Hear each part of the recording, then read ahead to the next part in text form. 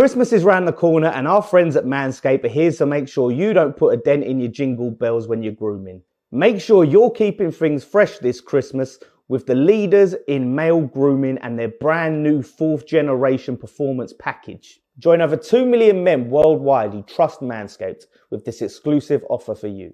20% off and free worldwide shipping when you click the link in the description. So what's so great about the Lawnmower 4.0? Well, a new multifunction on-off switch plus travel lock created for people who like to travel. The ability to turn the LED spotlight on and off when needed for a more precise shave. The new trimmer allows you to customize your trim all over through additional guard lengths. It's sleek with a two-tone matte and gloss finish, even featuring a hot foil stamped black chrome Manscaped logo. Very fancy. And of course, its wireless charging system uses electromagnetic induction, which can help battery length last longer. Very, very fancy. Alongside the new Lawnmower 4.0, Manscaped have also launched their brand new performance package. Inside this, you will find the new Lawnmower 4.0, obviously, the Weed Whacker, the Crop Preserver, the Crop Reviver, very comfy boxer shorts, and a travel bag. Because Manscaped care about everyone who watches West Ham Fan TV, they're giving a huge 20% off plus free shipping when you use the code WFTV at checkout. So what are you waiting for? Head over to manscaped.com to get your Manscaped razor today.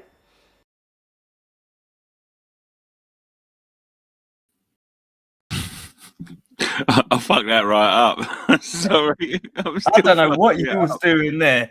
I was trying to click everyone back in, but it all froze. Very, very fancy. Very, very fancy. Give us a very, very fancy, Graham. Very, very fancy. Oh, dear. Darren Clarkson, quick comment. My plums are neat and tidy. Thank you, Manscaped. This video is sponsored, of course, by Manscaped. Link is in the description down below, and you can get 20% off with the code WHFTV. And just before we start, just really quickly, and I mentioned this again quickly, we've got a 30% off of all of our merchandise for Black Friday today only. Over in the store. Let's chuck that up quickly just before we start the video. So you can go over there while you're watching this and purchase everything, even the new gear. So 30% off that Black Friday. No code needed. Just go over there and the discount is automatically added at checkout. But welcome along to, thank you very much for joining us, to another edition of West Ham Fan TV's Friday Night Pint. There's 4 of us tonight. Scotty's off ill, and we'll be discussing everything West Ham. How you been, boys? I've been very fancy, mate.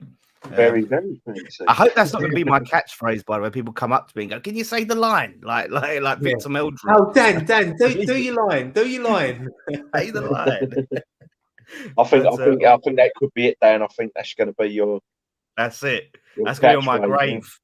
Dan Lawless. Very, very fancy. Oh, mate. As your week been? What you been up to? Anything? Yeah, not much has changed since last night. Had a half decent day at work. Had a bit of a laugh. You know, Friday afternoons you get to have a little muck about, chill out time, as we like to call it. And not too bad, mate. Still buzzing after last night. West Ham winning the group, and we're through to the last 16. Yeah, yes, right. Brilliant. Anyone else got anything to report this week? I went physio this morning. That's about it.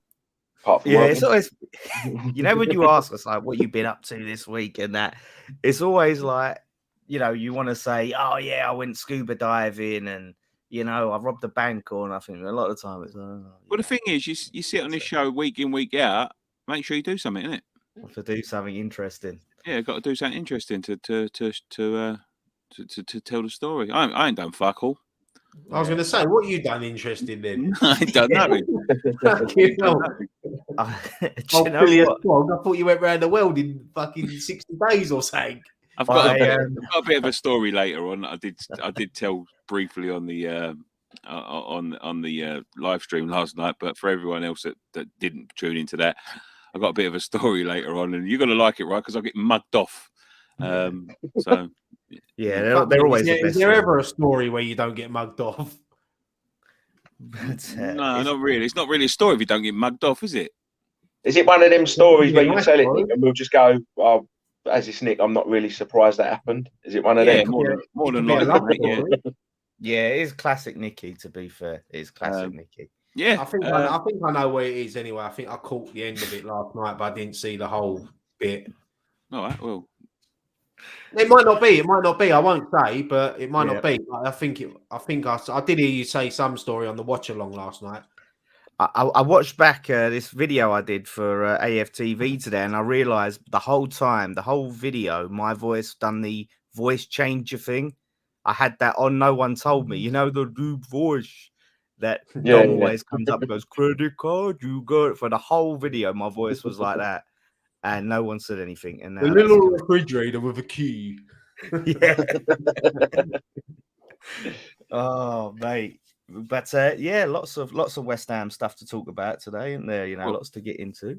well, let's get a subject each. Well, I'll go first. It looks like this could be the end of David Gold. It come out in the news today that Kretinsky, whatever his name is, they've submitted their paperwork to Company's House, and within that paperwork includes an agreed price, which is I believe is about £650 million, that he can take the option to buy David Sullivan out the club. And the reports are going around today that it could be as early as 2023, which is what I always expected, I must say, which is when the sort of clause in the contract, so they don't have to pay nothing back to the taxpayers, the tax dodging bastards, and the club look like it's going to be moved on.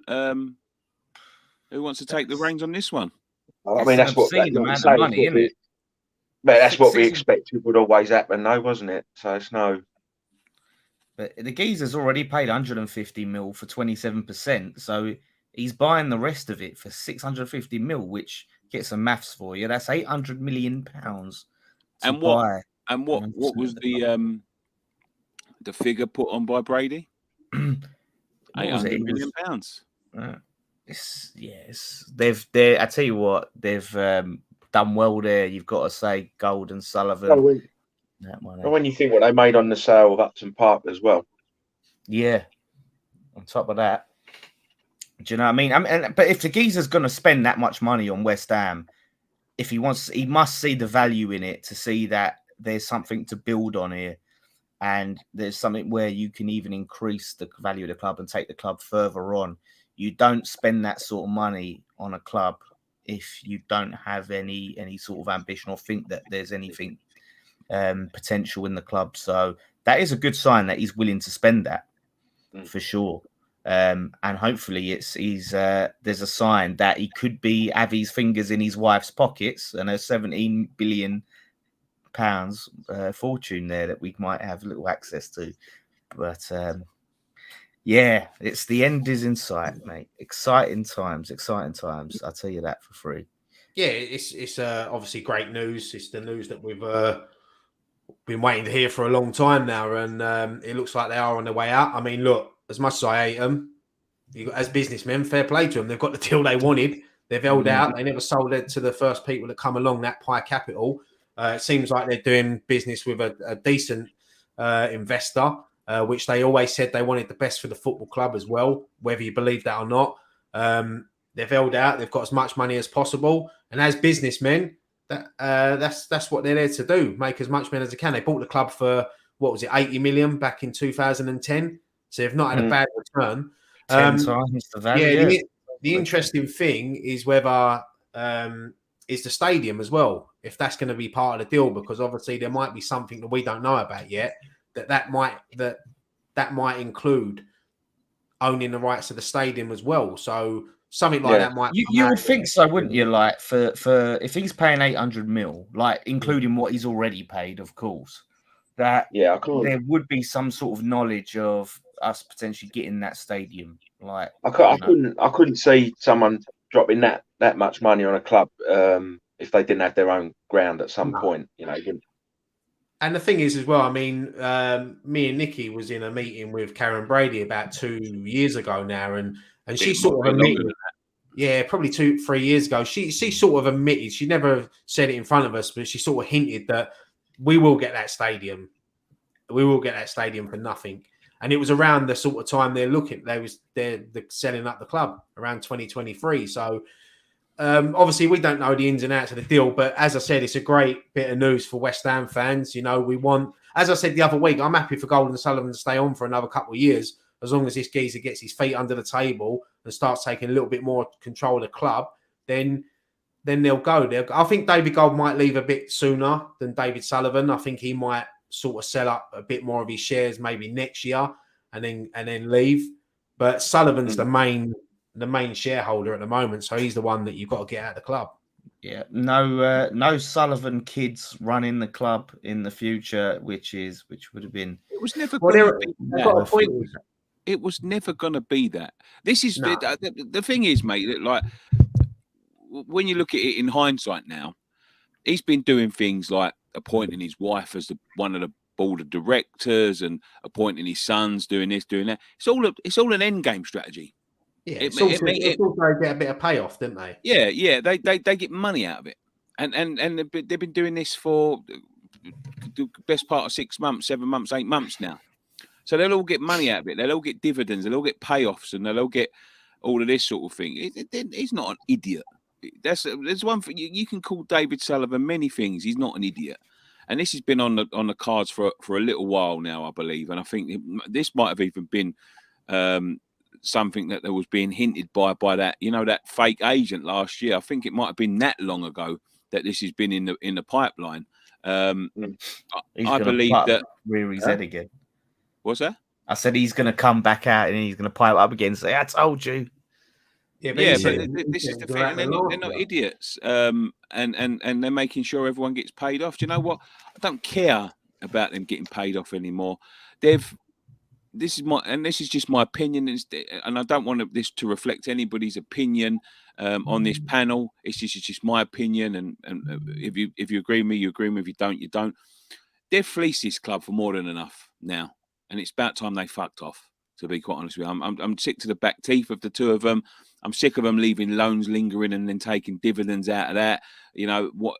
And it's not so much that they've left loans lingering and took dividends out of it and interest payments and all that. It's they do it and then they try to say they don't, if that makes sense. They take money out of the club indirectly and then turn around, we do it for the good of the club. They've never done anything for the good of this club. Nothing. Not a single thing. Everything has been this end game strategy of get it to the Olympic Stadium, get them there for the next 10 years, and then when we're 85, 95, whatever the fuck they are now, get as much money out of it as you can. And it's always been the strategy. And to be fair, they've done okay at times. They've lied through their back teeth. They've fucked the club left, right and centre, trying to do it on a shoestring budget since we got to this stadium, which is far from what we promised. But you've got to give them some sort of credit. They kept us afloat when it needed to be, but it was never for the good of the club. And that's what sticks in the back of my throat. It was always for the good of them and not for the good of the club. So, the fucking good riddance in my opinion. I just can't wait till they go. I think the fact that they're paying off, they're talking about paying off the debt with this Krasinski money as well, is the sign that this story is true and the end is near. We did talk about that before, because they've never, as much as they've talked about clearing the debt, they've never really actually intended to do it, because they do make money off it. But the fact that they could finally be clearing that debt means that it's like, okay, it's coming to an end. Yeah, that's it.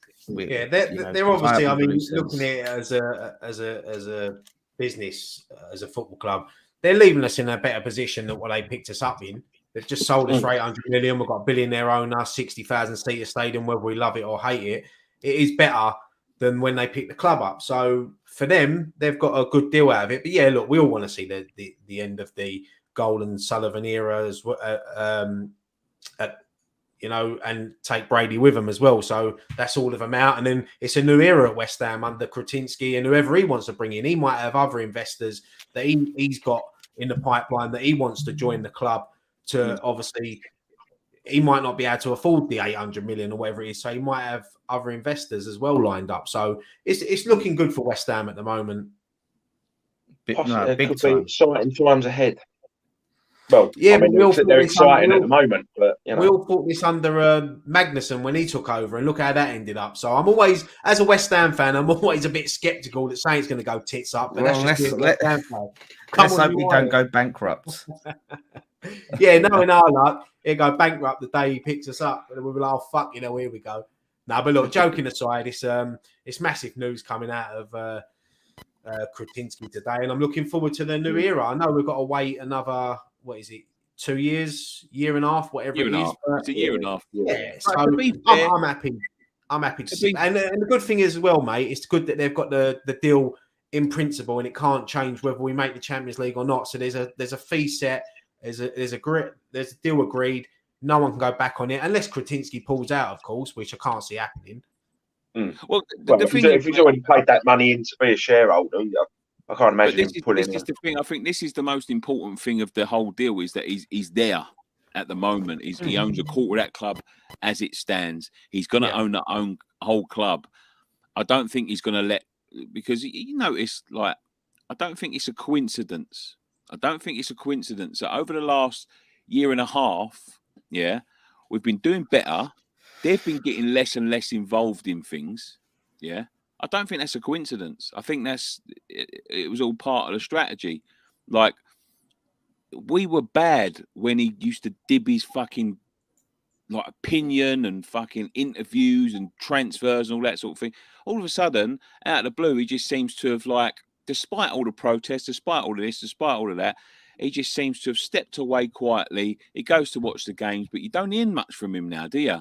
I think that also comes down to David Moyes as well, mate. Because when he come back to the club, he said he wanted to stamp that out. The owners going to the press and getting involved and things like that. So it's good that they've taken even Karen Brady. She hardly mentions West Ham in her columns now because that, and Jack Sullivan, you know how vocal he was on Twitter. He obviously, I don't even see him on Twitter anymore these days. So it's good that they've taken that step back and they've just let Moyes run the football club. How it should be. Yeah, no, and it'll be interesting to see what Brady actually does, because I can't see Sullivan and Gold buying another football club. I think those days are done. And she's got so many businesses, mate. I don't think she has, but I think she likes being a part of football. She likes being that woman in, a business that's run by men and going to all these meetings with chairmen. She's always boasting about what she heard so-and-so chairman say and who's doing what. I think she genuinely would want to continue to be a part of football, not West Ham. I don't think she's got a future in West Ham. I don't agree, mate. She's done 30 years in football now. So 30 years in football. She's been going since the early 90s. The thing is, as well, I'm sure if there's plenty of football clubs that might want to employ her, maybe like in the Championship, or there might be Premier League teams that need their club sort of, someone to sort of help run the club properly. I mean, we can sit here and say, well, our club ain't been run properly by them, but she might find another job. I don't know, but she ain't going to be. The thing is, mate, what Brady does isn't. Sorry, Dan. Yeah, you say that the club ain't been run properly. From her point of view, it has. Yeah, that's what I was going to say. It's profitable. It's making money, and that is her job. Whether you like the woman or hate the woman or whatever, and the way she does it and the way they've done it at times is morally wrong.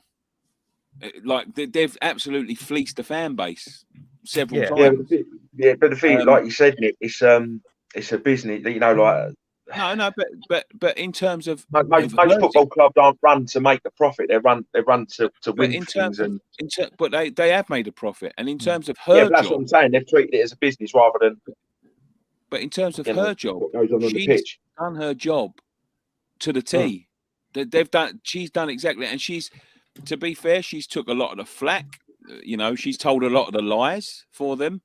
All of this stuff about, most of it, when they've said anything, it's been pressed by in interviews. But, standing in front of the camera telling you this is going to be fantastic and this is going to be this and this is going to be that has been done by her. She took the flack, so she's done her job to the T. a very, very clever woman. Someone I wouldn't like to too clever for me, and too clever for us, because we've come up against her, and she's devious and clever. Yeah, but that's what I mean. So that was why it wouldn't surprise me if another club would hire her. And like, just because she's been in football for 30 years, don't mean she's tired of it. That becomes your life. That becomes your identity. And like I said, it's a lot of the time it's an ego boost. You can tell she's a very ego-driven person. With that, just by her old column in the Sun and just the way she comes across. And it'll be very interesting to see. I wouldn't be surprised to see her somewhere else, but as long as she's not at West Ham. Like you said, she did do her job, but we don't like the job that she did. And she's going to have to go with all of them. With Kretinsky, I can't see Kretinsky keep going, do you know what?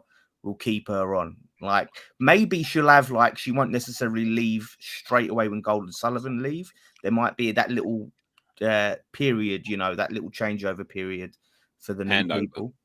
She'll probably be there to do the transition period. So yeah, transitional. So they've at least got someone there from the old guard. Yeah, I mean, we obviously don't know what Sullivan's got planned. He might want to buy another football club and let Jack and Dave run that football club wherever he goes to. That's a good point, actually. Yeah, I could see, because Jack obviously did the women's team, didn't he? And seemed to get a feel of that. So it wouldn't surprise me if they bought, because I mean, with the money that they bought first. Oh, mate, that would be brilliant. But they could buy, when you look at it, Norwich's owners are worth 30 million or something. They could buy Norwich or even a club like that and go, do you know what? There you go, son. I think if there's any Norwich fans watching now, I think you just upset their fan base. Yeah. They could, how good would it be to see, right, we're going against a Gold Sullivan club and get to smash them and seats. Watch from the outside all of the stuff that we had to deal with and another club putting up with. Get to watch that from the sidelines, and that would be nice. But sure. Yeah, as we said, it's great news, and it's going to be an interesting next 18 to 24 months. Someone said perhaps Brady could start advertising Manscaped. She's got the ball. Very fancy. Very fancy. Very fancy. Let's take some comments quickly. Let's get your comments. Let's get your comments. Gold looks ill. Why not just get out and enjoy what time you have left, says LT. It doesn't look a well man. Doesn't matter about him getting paid, says Claret and Booze. Doesn't matter. It's important they go, and they are going. 2023 ain't too far away. Chris Mills says, well said, Nicky. They're horrible bastards. Lisa May, so true. You hit that on the head. Well said. I think I've gone back too far here. Brandon Go says, Kurt Nuki, they've had their time too long in actual fact, and now it's time for them to leave. And hopefully we will move forward with Kretinsky onto a bright future. Having debt is them just being savvy in the business to their advantage. Is the Cockney Czech experience the future's bright boys, the future's claret and blue, says Eltel. Todd Stevens says, get rid of Brady ASAP. Always opens a pile in the media with her shit views. Can't stand her. Happy Hammer, 10 times their initial investment plus the investment on the loans they gave us in the Salah Stadium. They've never had it so good. Good riddance, I say, in Moyes we trust. Someone just says, what does Karen Brady do? She makes the club money, mate. Roland Foley says, what branded, striker, isn't it? Would suit us. We'll talk about a striker in a second. Over 400 in the chat. Hit the like button, please, says Happy Hammer 82. LTL again says she's a full-time Karen. Lots and lots of comments about them. I can see them buying Mura now. They're a big club, having beat the Spuds, says LTL. Todd Stevens, it's one thing seeing us as a cash cow. It's another entirely to treat you like that. That is the problem with Brady. The most entertaining thing I watched yesterday was the Tottenham watch along. It was hilarious. I liked our one. Want to dig that running track out in 2023, put seats in. A main issue for me. Without grown Sullivan, even my son, he's only 10. There's loads of things. I like this is a good shout by the way. Mark says Sullivan will buy Cardiff. That's a very good shout. He ain't going to buy nothing, mate. They're too old now. Yeah, but right, what Ryan said about buying a club and letting his sons run it, I think that was a good shout. And he did say when he was at Birmingham, he said if he buys another club, it would be Cardiff. This is before West Ham. That's his actual club that he supports. So I wouldn't be surprised him saying, "Look, I'm going to buy Cardiff." No, Jack, Dave, I can't see it now. He looks old. He looks tired. yeah, but we're talking about his son's running it, Nick. We're talking about the Sons, mate. They can buy it themselves, I'm sure. Yeah, but he's that when he It's going to be dies, his money, isn't it? and when he died, Sullivan's still got the majority of the money. They're still living off Daddy's purse strings. I don't think they've got billions of themselves. I'd be very surprised. I can't see a club like Cardiff allowing two. Have they still got that Vincent Tan? Have they still got that guy running? I'm not sure. But I can't see Cardiff fans allowing that, mate. I'll tell you, you think we were bad, they'd be up in arms about it. Well, that's when. Do you remember when that Vincent Tan tried to change their shirt to red? Yeah, from blue to red, and they fucking put a stop to that. Yeah, and they did because red's a lucky color in China or something. Yeah, I remember that. But yeah, good. Like I said, it's good to see so many West Ham fans optimistic, and like the good news just keeps coming. It's a positive time on and off the pitch, and it is nice. We've been through the times where it's just constant. You see a real shit game, then you see something in the media, and it was just relentless. Embarrassment after embarrassment. Yeah, you go back to when David Moyes come back to the club. We were third from bottom, something like that. Lost 7 in 9, and now you think like where we are now, in qualified for last 16 Europa, top 4 of the Premier League. It's mental, the change that we've seen, especially since we've come back from lockdown. Really, like the first time, we've just sort of kicked on from there, and we've continued that run, and we just kept going and going and going, and we've made some brilliant signings in the last 18 months. We've done a very similar form to when Leicester won the league. Very similar to that, because they was down the bottom, weren't they? And they was in sort of a similar position to us, and they got a kick start, and they carried it on, and then they carried it on all the way through. Didn't they just stay up by the skin of their teeth the season before under Nigel Pearson went on a mad run. It was a bit like it was sort of similar to when West Brom stayed up on the last day. That time with Brian Robson, it was sort of similar situation to that, where they just stayed up. Well, and then, they was. I think they was down. Yeah, in January time they was down. I think they made a few key signings, and Pearson just took them on. They just kept winning and winning and winning. So that incredible title winning run started with Pearson, funnily enough. I would love to know where they would have finished if they kept him and not Ranieri come in. That's the big what if. That was the springboard for from that they're regular contenders for Europe now. They've won the FA Cup. That was nothing to do with anything else. There was new owners come in and revitalised the place. The way that club's run is every other club's envious of it, because it's run so well. It's been invested in. The infrastructure. I've got Leicester fan in. They got infrastructure in the club. They've invested into their facilities. They've invested into their squad. They've invested in the manager. Amazing. What I like about it, Nick? The owners, like everything they do is for the fans. Like they do like nice little touches for the fans. A few times a season, like everyone gets a free drink and a pie, even just something like that. You know what I mean? They love the fans. The fans love them. They value them. Yeah, they value the fans. I don't see the fans as a cash cow to be flogged. That's where Golden Sullivan went wrong. Graham didn't get a pie. if he just got his pie, I'm sure he did. Like one game, they give all the fans like a free drink and a pie. Like even just a little something like that makes the fans feel. They do that. I believe they do that often. I think there was a season when they done it for the whole season. All we want is a pie. But it's not just the fact that they've done something for the fans. Sorry, mate, I'm talking. Go on. Sorry, go on. Go. No, I was just saying, Dad, it's not even about the pie. It's just the fact that they regularly do things for the fans and make them feel valued and a massive part of the club, Yeah, and that's the thing. And the difference between them and our owners is they won't piss on you if you was on fire. They won't give you the spit out of their mouth. I tell you, speaking of Leicester, did you see the other night against the Lagia, whatever Walsall, I think it was whatever the fucking Polish team they faced in Europa, battering the police. They were kicking the police down the stairs, beating the shit out of them. The police didn't really do anything. I mean, they was quite outnumbered by these fans, and so I'm going to be very interested to see the action that gets taken against these fans. We'll probably get a ban for it. Yeah, exactly. They'll ban West Ham. It was mental. Like they was just kicking the police literally down the stairs, and they was getting that tarpaulin they have to separate the fans. They was getting that and pulling it up and barging.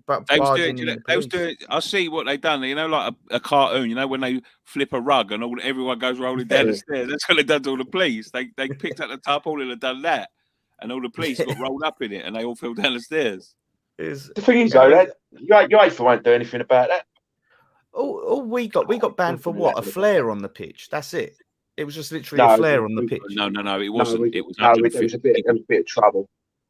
Yeah, but I don't think they said it was the trouble. They did. What? Because why didn't we get banned after Zagreb then? Why weren't there any bans? Because there was trouble at Zagreb. So why weren't there bans there? It wasn't the fact that there was trouble. 150 people broke into the ground.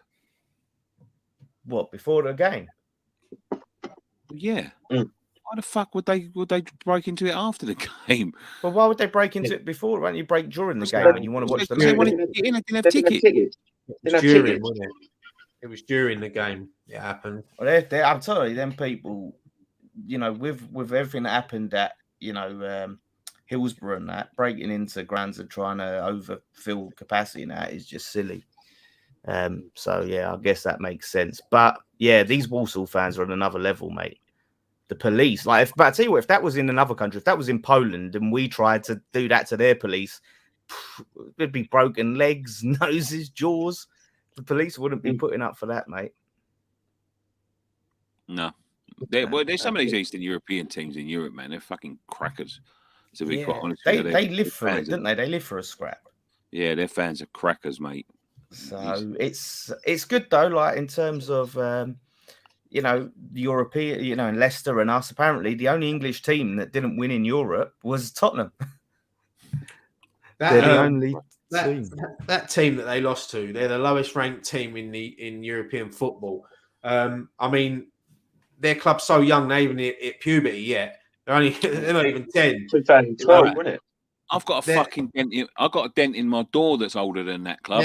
They're Jamie O'Hara sitting there last night saying, "Oh yeah, 4-0, 5-0, get the job done, blah blah blah," and then not even an hour later, he's slagging every single player off. It's just funny to watch. The thing is, I don't want to delve too much into Tottenham because we've got them in a few weeks. We can look at that then, but the thing from their manager after what I got from their manager is. This is what my personal opinion, and this can't be good for them. It's like he regrets taking the job. It's like he basically turned around and said, "This shit." Tottenham love to sort of break records of that, mate. They've broke Conte in 4 games. He looks a broken man already. His hair's falling out as we speak. It's fucking crazy, mate. It is brilliant. Crazy. The level of the Tottenham is not so high. But he's not the only one that says it. Nuno Santos said it when he first came in. Mourinho said it. Pochettino said it towards the end of his reign now. It's look, from an outside point of view, it's great to see. We've had to deal with shit for the last few years. So long may it continue for that lot in North London. Indeed. Let me just answer this question, Dan, since you're behind the Manscaped stuff, is it okay for the age 16, 17? So I think I would say I'm the face of the Manscaped stuff. Nicky, is it? Can 16 to 17-year-olds get Manscaped? Well, you've got fluff on your nuts, shave them. Yeah, I don't think it's... What can I say? What more can I say than that? Fuck's sake. I don't think there's any age rating on the product, mate. Once you go in and attempt to put it in, it would come up if it did. So, yeah, fuck on your nuts, shame. Fucking hell. Let's move on to the next subject. Who's got the next subject? Anyone? Talk about the performance last night. No, we spoke about that last night. What about the strike? We'll talk about that in a minute. The striker, Which one? Wolfsburg. What is his name? Frozik. Yes. Frozik. Yeah, I can't Does anyone know his name? I thought you're not talking about the Moscow one, the Sparta Prague one. the Sparta. the Wolfsburg player. No, the Wolfsburg striker. His name's like Dough Donut or something like that. Right? Do you know his name? No, I can't think of it. I know he's 6'6" though. That's all that matters to me. Put the ball in the box. Look, I'll be honest, mate. I don't really know much about him. All I know is that he started following West Ham on Instagram the other day, and put two together. And yeah, he's looks like he's I don't know. I don't really know, mate. To be fair, I've never heard of him. I can't. What do you do? Well, Wegker, 6'6", 29 years old, centre forward, meant to be. He's been described as. I know he's a Dutch international, isn't he? Like he's a Dutch international, yeah, but he's meant to be a very hard-working centre forward. He's meant to be someone that presses from the front. He's meant to be someone with a great touch. Also 6'6", so he's great in the air. Meant to have been interested in him in a while. £27 million looks like to be his price. And then all of a sudden, January's coming up and he starts following West Ham. Why would you randomly go and follow them on Instagram? I think he followed like a couple of like random West Ham accounts as well. Like it's look, as I said, I'm not going to sit here and say I know much about him, but if that's the player that David Moyes has identified that he wants to bring into the football club, then look, David Moyes has got a great track record in his second spell at West Ham, bringing players in. So I'm going to trust him 100%. And I think he's a different option to Antonio as well. He's a totally different type of player by the looks of it. It could be like now on the edge strategy from part of something what the agent does. You know, when you want to get a player move, right, follow different clubs, and we'll keep in touch, in touch with the news and the goings on of these clubs, and it helps with when it comes to negotiation or understanding a bit about where you could potentially be going, or just making those clubs fans aware of you and creating a bit of buzz. It could be part of that. He's followed. I'm just looking at his account now. He's followed a random West Ham Instagram page that he might have thought was the official one. And he's followed the official one, and he's also followed the Premier League. So he's going to end up. Someone put in the comments as well. He apparently follows Newcastle. He's followed Newcastle as well, though. Yeah, I put that out. Darren Hutchinson says, "Come on, chaps, do the research." What research do you want me to do? He followed the Instagram account. What the fuck do you want me to say? I told you everything I know about him. He's 29. He works hard.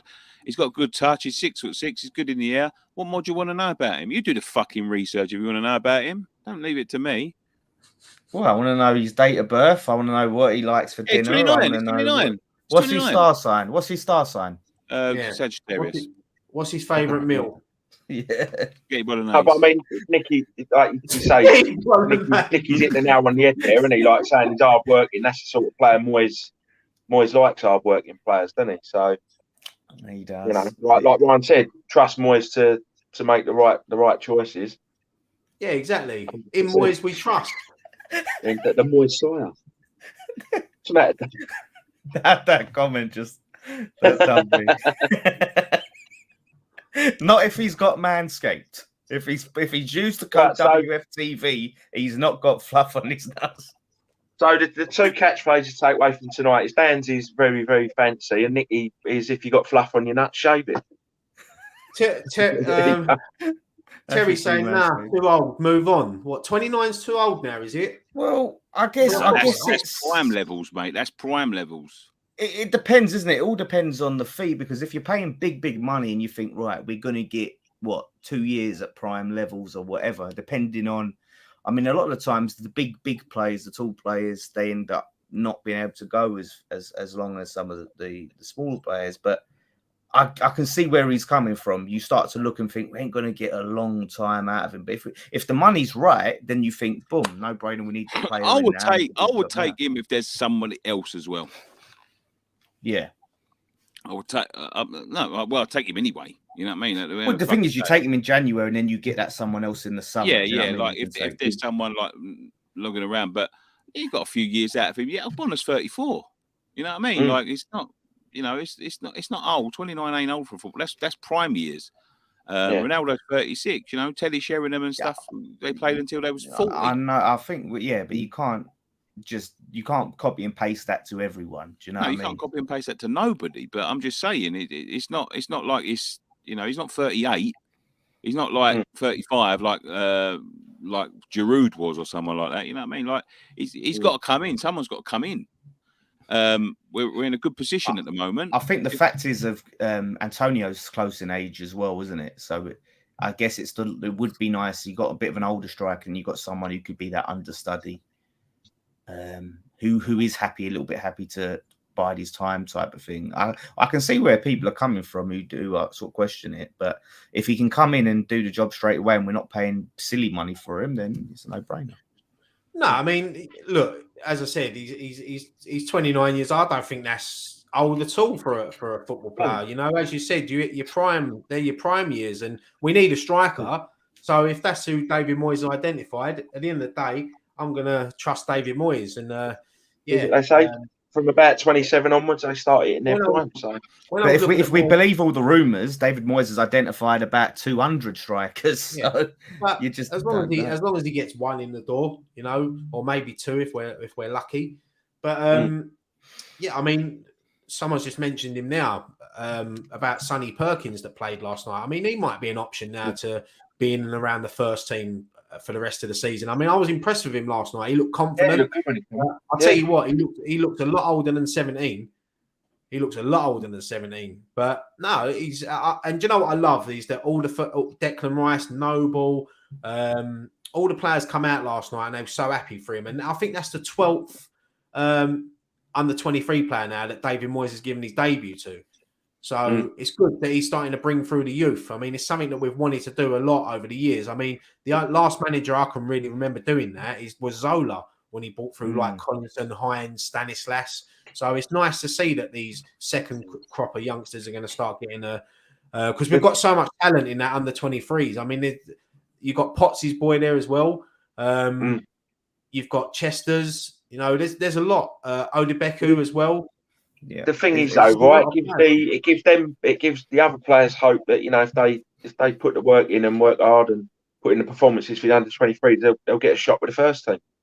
Yeah, 100%, mate. Speaking of January, actually, and just back on Katinski, I meant to read this quote out earlier, which was quite interesting. He mentioned about the January window, and he said, "We have come to support the club, but that doesn't mean big spending in the January transfer window.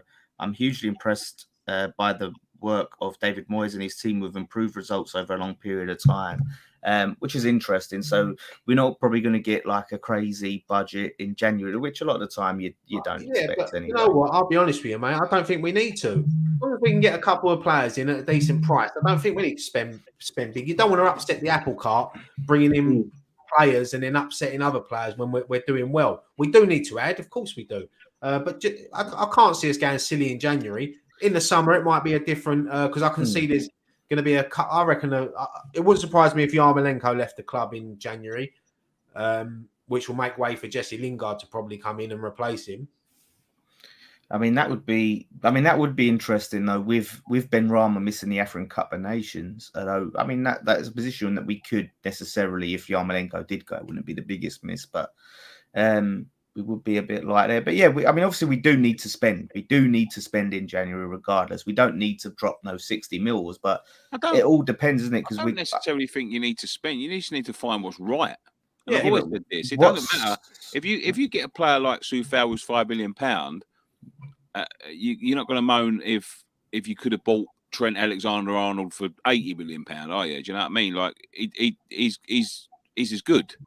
In my opinion. But that's spending though, isn't it? He's $5 million. But that's spending, you know what I mean? Like it's identifying the players. Like I'm not going to be too disappointed if a striker comes in for $5 million, but he ends up being really good.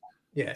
It's not. I mean, sometimes you don't always have to spend big to find a decent player, and we've proved that with Soufal.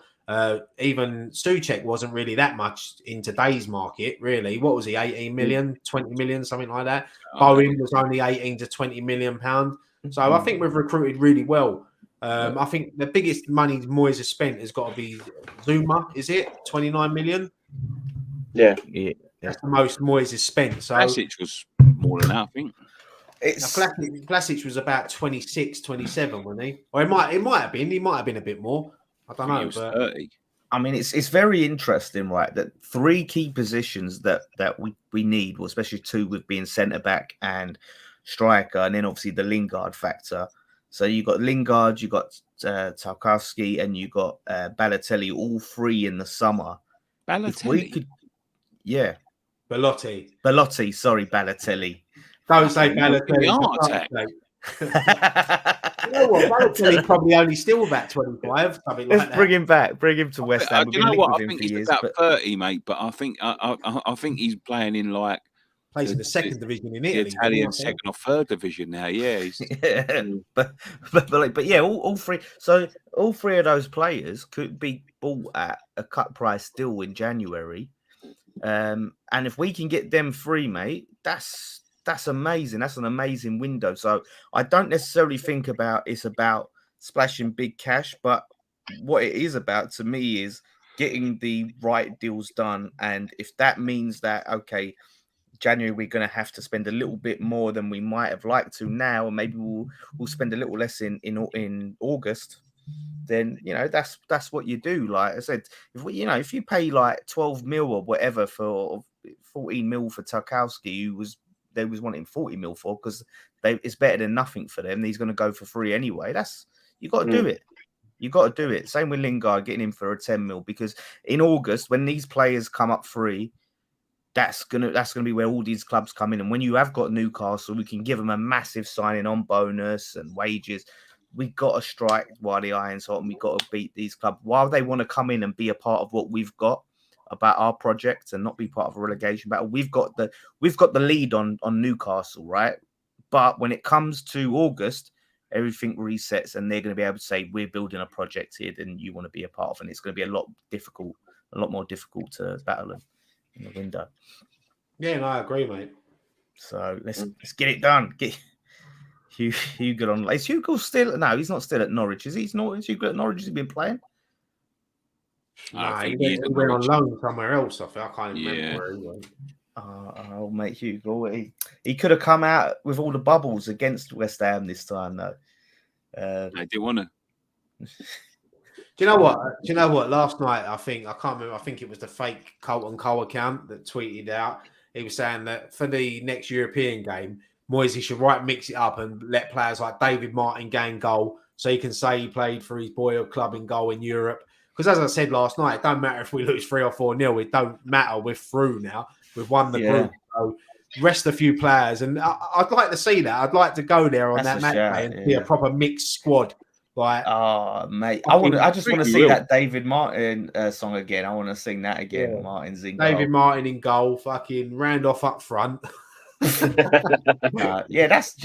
good. Be like when Stuart Pearce put David James on up front. You know what? I want to see Stuart Pearce left back and Kevin Nolan in centre mid one more time. Get the band back together one more time. I tell you what, right? Give me a go up front as well. Genk would do their nutting. Can you imagine, right, if we started fielding teams like that and Zagreb beat us and Genk, have to drop into the fucking Europa Conference? The way we're going this season, though, we'd probably beat them with that team as well.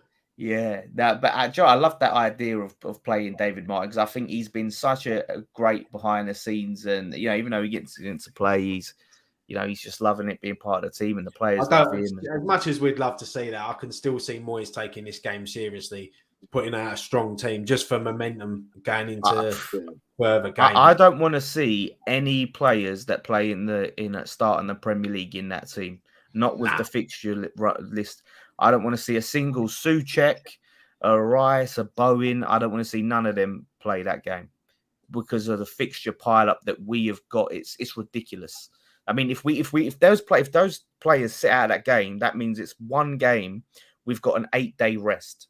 So I can't remember what game it is, but we've got a Premier League game and then 8 days until the next Premier League game with that Zagreb in between. That's a crucial rest, because after that, you're talking like 2-3 day rests before games. So that period is going to be so important to rest. That's why it was massive winning the group last night.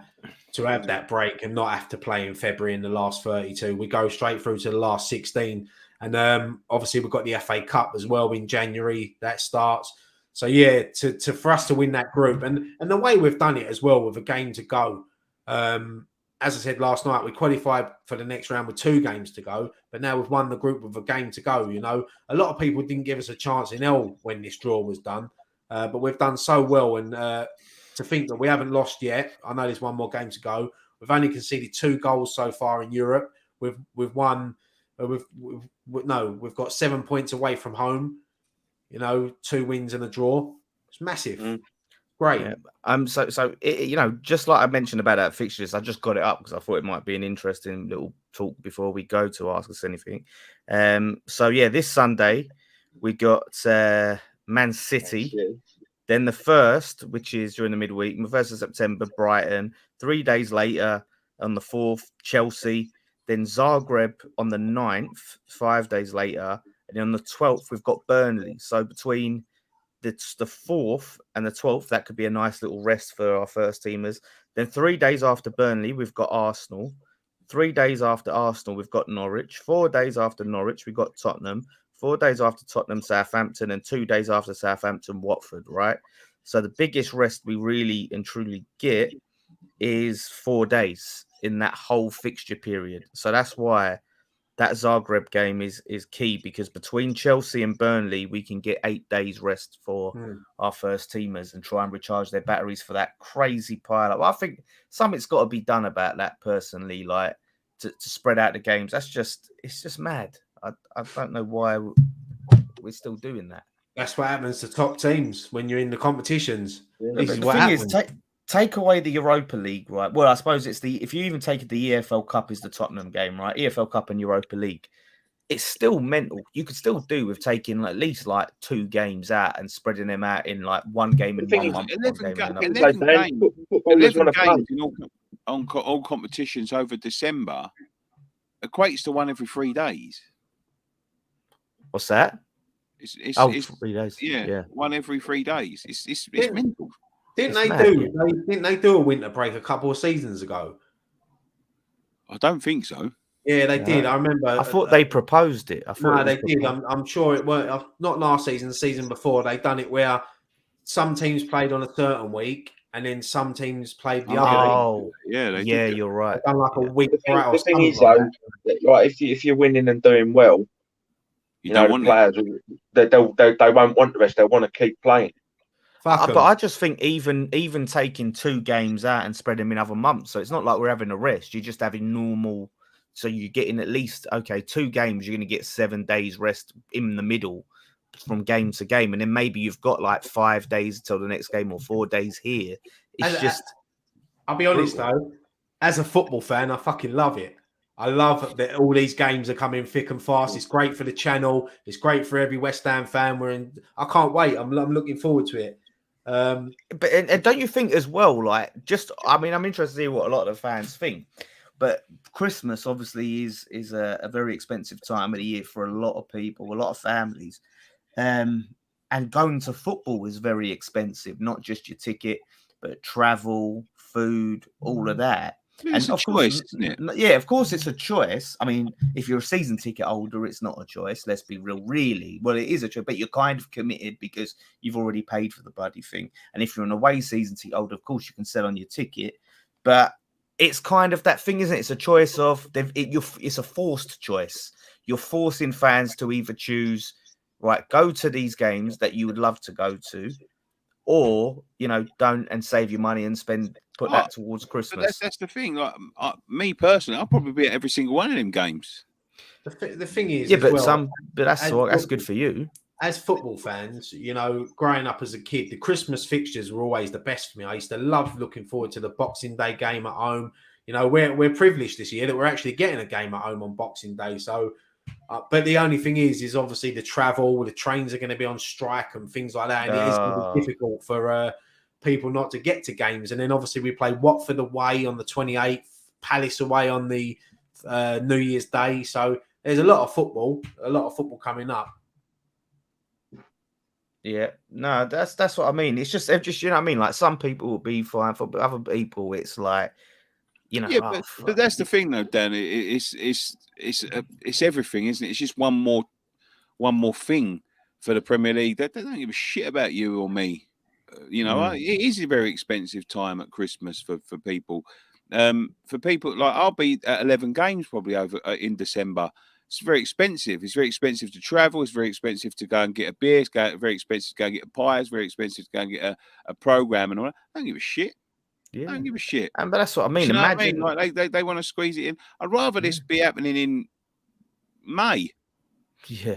Do you know what I mean? Like I would, honestly, I would. But that's the best time for it, isn't it? Like that, you know what I mean? Like it's just, yeah, it's mental. Yeah. It is mental, but they don't give a shit. They don't care.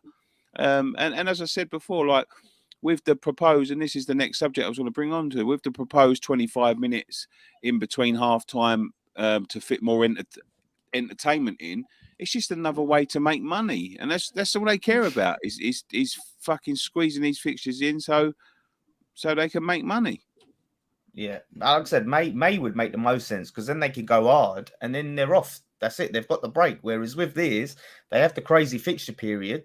Then the FA Cup starts. You're in the FA Cup, and then you've got the other games. Start coming in up again in February and March. Start the Europa League for the European teams, or the Premier League starts. So you do all of that, and then you got more bloody games. Do it at the end, or just spread it out. But yeah, they love it in terms of getting subscriptions in and all of that sort of stuff and merch. But yeah, madness. But it is what it is. We'll see. It's going to be very interesting next year, obviously, when we have the winter break, the forced winter break through the World Cup, and we'll see how that does. But yeah, no, definitely. It's just like that Mitchell and Webb sketch. It's all the football's happening all the time. It will never end. The football will never be decided. It's football. Yeah, classic. Yeah. It is expensive. It's obviously an expensive time of year for a lot of people. Obviously, Christmas is expensive anyway without football. So it's just chuck all them extra games on top. But I suppose it is down to choice at the end of the day, isn't it? If you that's the argument, mate, is that you don't have to, do you? You don't have to go to them all. As football fans, we all drag ourselves there and we all moan about it, but once we're there... But when you're there, you love it. You could, to be fair, though, you could say that about anything. If they proposed the 9 o'clock kickoff, you could say, well, you don't have to go. We'd all moan about it. And still go.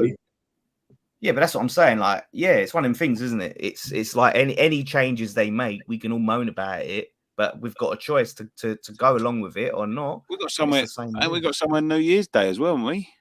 Palace. Yeah. Yeah. At least we're on Boxing Day and fairly low. We're in London for New Year's Day. We're in London a lot of it, which helps. It's true, isn't it? Yeah. Speaking of early kickoffs, Burnley's the furthest. 7:30 on Wednesday we kick off. Not 7:45, 7:30 on Wednesday. Oh, nice. What a treat. Amazon Prime. Oh, we're on Amazon Prime. Lovely. We hadn't had enough Amazon. I liked their coverage, Amazon Prime, when we was in the lockdown. I thought they was good with all their little stats and being able to rewind it. Much better than his goal. I must say that. Could have bought a City ticket in the away end for £300, but I thought that was a bit steep. That's an understatement, mate. You know what, mate? Steep. I've seen I've seen a few things lately with away tickets, and I see yesterday that someone paid, I think it was £200 or something like that, for an Arsenal away ticket. Did they? And that's other West Ham fans selling them on at them prices. I mean, that is disgusting. I do, but at the end of the day, if you're willing to pay that, you got more money than sense. At the end of the day, we can all slate the people that are selling them for that silly prices, and look, you would be right to slate them. But it was a pair of tickets, so £100 each for an away. I mean, like these people wouldn't sell it for these prices if there weren't people out there willing to pay it. So we can all slag the people selling it for that, but you've got to look at the people paying that money at the end of the day. And I would discourage any West Ham fan Do with your money what you want, but I discourage paying that and just go look for face value. But yeah, I think a lot of people do take advantage of like the sort of foreign fans that come over. I think that's the sad part. You get like the American West Ham fans that just want to see a game, and you get these scalpers buy up the tickets and sell them for silly prices, or you get companies like Thomas Cook or StubHubs and all of these get the tickets and sell them for a disgusting price. So Americans or other fans from other countries get their one opportunity to come over and watch their beloved team and get ripped off, and I think that's disgusting. To be fair, if I knew they was going for that price, I'd have sold my Arsenal ticket for £100. yeah. Oh, fuck! It's fucking. They are hard to get. They're hard to get because you've got to put in the miles, and like I see a lot of people like moan about it and all that. Like, how can you stop people that have travelled up and down the country from getting tickets? You know, I'm not having all of this. It's a closed shop and all of that sort of thing. You know what I mean? Like, it's not a closed shop. It's just that you know, they offer it first to the people that put in the miles. Watford sold out today, didn't it, on 33 points? Yeah, that's the thing, and that's been brought up by people that have been to Newcastle and been to Burnley and been to, you know, all of them people. Like, you know, you could have got a point when you're, you know, at Newcastle, but people choose not to go, and that's up to them. Like, it's up to them, but you can't moan. Like, you can't pass up the opportunity to go to a cup game or Newcastle away or something like that at the beginning of the season, and then whinge when you don't get offered one for Arsenal or Tottenham. You know what I mean? You can't do that. You can't do that. It's like a loyalty scheme at the end of the day. And there is 10%, and they brought that in for a reason. So go in the ballot. That's how you're going to get your ticket. Absolutely. The thing is, though, I know one of my mates has entered the ballot ever since they've done it, and he's never got one. But yeah, I've seen the same people getting 3 or 4 tickets in the ballots and things like that. So I don't trust that ballot. No, there's definitely. I think the club pick the names that they know and give them to them. Yeah, isn't it? Yeah, there's definitely something not right about that ballot. Yeah, we've seen certain people. Oh, that was Greengrass from Heartbeat. Is that Greengrass? Says Dan Lawless hates Spurs more than he loves West Ham. Listen, Greengrass from Heartbeat. Remember him? Greengrass. He's got like, oh no. I never thought I'd see someone with a Greengrass bloody profile picture. YouTube. That is a Nicky, I disagree. I think they should give a chance for away tickets for members like me without a season ticket. That's what the ballot's for, though, isn't it? That's the chance. In theory, there's 60,000 people that buy season tickets. There's then another 50,000 members. There's and you get a game like Watford where you get 2,000. You got to draw the line somewhere, mate. You got to. Like, and I don't mean that disrespectfully, but to the people that can't get. And I know there are people that can't get there and have supported the club many years. But you've got people. Would you be happy? Would I be happy if I lost out to Elias, for instance, for a Chelsea ticket? Say, somewhere on my doorstep where I could get there in when I've been traveling 400 miles, 500 miles a day, 600 miles at sometimes to go and watch my club. No, I wouldn't be happy. You know what I mean? And you've got to draw the line somewhere. You've got to turn around and say it's not a close shop, but people do put their miles in. Elias, you could have bought a ticket to Newcastle. You could have. Anybody could have. It went to general sale. They're the games that you have to go to and buy the tickets, and the cup games when they get available, you have to buy them tickets to get your chance to go to the big games. And that's, I'm sorry, but I'm not having it. It's a closed shop. No, it's not. It's like I said. I know there are some fans that probably can't afford to go to Newcastle because the whole trip is expensive, or some of them ones, especially. But you have to do them, Dan. Yeah, it's just they're expensive for me. So why should I miss out on the one that cost me $5 on a train? Yeah, no, that's it. But yeah, that's it. But that's what the ballot is for. Is in theory is you got to put in the ballot, and when the likes of Newcastle comes up, get the ticket. Get the ticket because they go on general sale. People didn't want to go to Newcastle. But Nick, I haven't been to an away game. That's the thing, Elias. There are away games out there you can get tickets for. I promise you, you can get tickets. you know, there's even if you're savvy, I wouldn't really encourage people buy tickets from anyone on social media, and I know it's not allowed, but if you're savvy and you know the right accounts to follow and things, there's opportunities. Or it's ones like you said, the games that are the cup games and other ones that won't sell out. And you got to be on it if you really want to go to an away game. There's opportunities, mate. Really, West Ham deduct points though. No, they don't. They deduct points from the season before. Like the 2 seasons before. You can't just carry on loads of points. I'll have 4,000 points by now. You know what I mean? You can't just carry on the points. They renew them. Like they look at the last season and then they go on that, and they don't just deduct points willy nilly. You all right, Craig? Yeah, I thought he's had a stroke. No, should we do ask us anything? I thought I've never seen debate on the points. An hour in. Yeah, let's do it. Should we do the old ask us anythings? Yeah, let's get on it. I just want to address this comment. It's come up twice.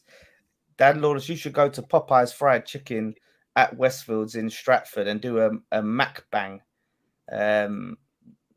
You know what? I don't eat meat, mate. But there's an alternative chicken shop opening in Westfields, and if that opens, I will do a McBang. You do and if you've ever seen these McBangs, where it's basically someone sits there with copious amounts of food and people just watch them eat the food. We did one on our channel, was just a forfeit thing, and it was so hard. But it's really weird. Jace was saying, like, yeah, he sits there and watches this big fat bloke called King John or something, like for hours, and he just sits there eats food. Ain't that called a zoo? It's like a human zoo. Oh, it's mukbang. It's mukbang. Mukbang. Yeah. It's weird, isn't it? Like the things you can make entertainment out of. People just and they'll sit them in. I think watching people eat is off-putting. It's unsettling. I used to like watching Thingy though, Man versus Food. Who thought you that was good because of watch a program about someone eating food? But I used to watch it. Yeah, but I think because there was a challenge behind it. It was like, oh, this is a crazy big burger or a crazy spicy thing. Can he finish it? When I used to watch that, I'm thinking like, if you've got to wear safety equipment to prepare the food, then it's probably not a good idea to eat it. Yeah. Yeah. T36. I'll tell my story one second. T36 says, "Have you met Mark Goldbridge? If so, what did you think of him?" Long time ago. Didn't we meet him at that awards thing? You was talking to him outside. Yeah. I never spoke to him, but I didn't even know he weren't happy, was he? He weren't happy. He weren't happy at all, mate. He was a bit of a knob back then, but apparently he's sort of reined it in a little bit now. He's a pretty nice guy now. So yeah, he was a bit of a knob back then, I must admit. Where's DT? Fuck knows. Block H. Just quickly, let's tell my story before we go. So the other day, #United. We're going to watch # tomorrow, by the way. So if you're local to us, it's come down. I think you're going, aren't you, Gray? Yeah, me and Roy. Yeah, me and Graham are on a date, aren't we? We're going to watch them tomorrow. So if you're around Pitsy, go and come over and come say hello to us and support them and all that sort of thing. My boy likes to go and watch them every now and then. But yeah, so we go into this game, 24 hours charity game, right? So they're doing a 24-hour charity game. They're announcing all these big YouTubers and all that sort of thing. My boy's sort of seeing the posters for it. He wants to go and see some of the things. Anyway, so I messaged Spencer and said, like, is it right to watch and all of that sort of thing? And he said, well, no, actually, mate, if you want to play, and I said, oh, if you need any help, let me know. He said, if you want to play, come along and play. He said, because, you know, later on we're going to struggle for players. He said, like, so if you can get some boots and just, you know, come and give us a few minutes. I ain't played it. And I said to him, look, I ain't played in 15 years now, 16 years. I said, but I'll give it a go. I'll you know, what am I going to do? I'm going to stand in goal for 20 minutes or or walk around and pass a few of the balls every now and then, right? So says to Jamie, it says we can go over there. Nothing's changed from when you used to play then. No, nothing's changed. But so that's where I left it there. So I said to Jamie, yeah, come with me, and there's a few YouTubers there that you wanted to meet, like Morgs and things like that, if they happen to be there at the same time. So I went over there pretty late. I went over there about 8 or 9 o'clock. And Hashtags United ground is at Pitsy, Bowers and Pitsy. I've been there many times. I just assumed it was there. I had no reason to think it wasn't. It wasn't mentioned that it was somewhere else. I don't know whether it was on the poster that it wasn't there, but I assumed it was there. So I turned up, got my boots and my shorts and all that sort of thing. Turns up to the ground with Jamie in hand, fucking walking into the ground. I see the lights are on, but I can't hear no noise. I think, what's going on here? There's no noise. Anyway, gets nearer, logs into the live stream to see if it's going on. It's in a 5-a-side arena, like an indoor arena somewhere, not even nowhere near this ground. And I've just said to Jamie, sorry, mate. He started crying and fucking wanted, I want to go. I thought, oh, fucking hell, like I ballsed it right up. So, yeah, basically, I turned up to a ground. It wasn't the ground. And I think Spencer might even think I just no show. But I promise I did turn up. And I'll tell him tomorrow to his face. Turn up to the wrong place. Yeah, because you asked me about playing as well, didn't you? But that's right, yeah. My calf's gone, so I can't play. But they played it at the Players' Lounge in Billericay. Oh, right. So it wasn't too far. We're a million miles away, Nick. Could have gone down there. I didn't know where it was. It was only that I was watching a bit of it in work, and my mate that plays at the Players' Lounge said to me, he said, "Oh, that's the Players' Lounge." And I was like, "Oh, all right." Still don't know what that is. Apparently, it's yeah.